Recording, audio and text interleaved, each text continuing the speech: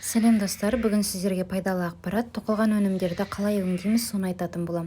Алдымен су дайындап аламыз. Судың температурасы 30 градустан жоғары болмау қажет. Одан кейін бізге тоқылған өнімдерді өңдеуге қажетті кондиционер қажет. Мен мынадай кондиционер алдым, оны Магнумнан сатып алдым.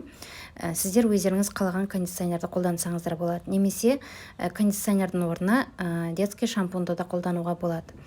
Осыдан сәл ғана қосамыз. Одан кейін араластырамыз суды. Бүгін бізде осы шапканы тоқып бітірген болатын, осы шапканы өңдейтін боламын. Бұл шапканың мастер-классы жақында дайын болады, инста парақшама салатын боламын.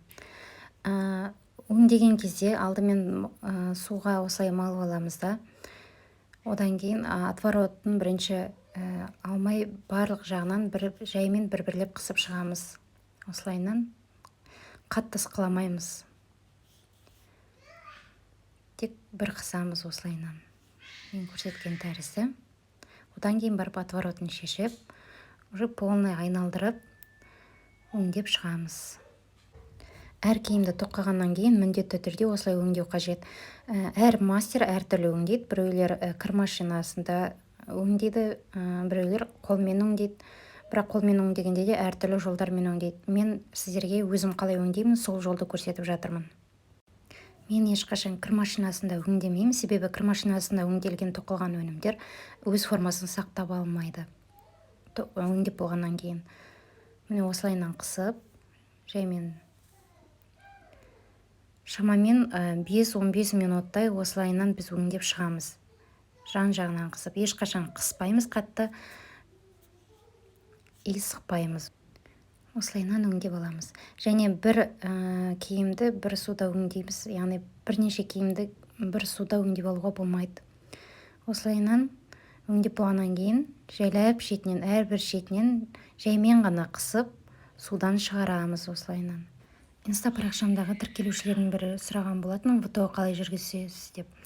Сол тіркелушілердің өтініші бойынша қалай тоқылған киімдерді өңдейміз, соны түсіндіріп өтіп жатырмын. Осылайынан құрғатып аламыз, сәл-сәл қысыңқырап. Міне бізде осылайынан шығады. Тексеріп шығамыз, яғни сәл дымқыл жерлер болса, қолмен жаймен сығып аламыз. Осылайынан сығып шығамыз. Міне. Енді бізге құрғақ сүлгі қажет осындай. Сүлгіні салып, сүлгіге өзінің формасына келтіріп қоямыз. Сол формада ол кебеді. Дұрыстап келтіріп қоямыз. Осыдан кейін салғаннан кейін, яғни бізде өнім горизонтальды қалыпта болу керек. Вертикальды емес, горизонтальды. Мейлі кардиган болсын, басқа зат тоқысаңыз да осындай горизонтальды қалыпта кептіруіміз қажет. Осылайынан формасына келтіріп қоямыз.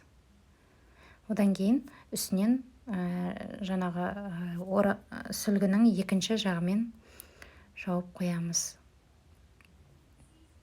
Сәл басыңқырап, осы формада ұстаймыз. Одан кейін осы сүлгі сәл дымқылданғаннан кейін, осы екі жағда дымқылданғаннан кейін өнімді алып, яғни шапкамызды алып, сүлгінің басқа жеріне, немесе басқа сүлгіге ауыстырып қоямыз. Тура осылай, осындай қалыпта салып кептіреміз. Кез келген зат болсын, вертикальді қалыпта емес, горизонтальды қалыпқа кептіруге тырысыңыздар. Сол кезде ол бастапқы формасын жақсы ұстайтын болады. Міне осылайынан кептіреміз. Достар, егер маған қояр сұрақтарыңыз болса, комментарийге жазсаңыздар болады, немесе инста парақшама жекеге жазсаңыздар болады. Одан кейін қандай видео түсіргенімді қалайсыздар, қандай пайдалы ақпарат түсіргенімді қалайсыздар, соны жазып өтсеңіздер деймін. Міне осы кондиционерді алсаңыздар болады. Иісі де өте керемет.